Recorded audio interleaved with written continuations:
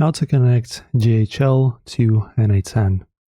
So connect your Go High Level to n8n. Just make sure to set up your n8n account. Mine is already setting up, and after that, just press on Start Automating. Then you'll be taken to your dashboard right over here, and in here we can just start from scratch. So create a new workspace, and then just press on the plus to add a first step. In here, in Search for Notes, in here you search for High Level, so this is going to be our Go High Level. Press on it. Now choose the task or action you wish to perform. For example, get a contact.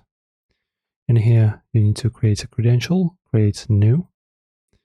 And in here, guys, from our Go High Level, you will need this information. So firstly, you need the client ID, client secret, and scope, all of which you can get from your dashboard in Go High Level.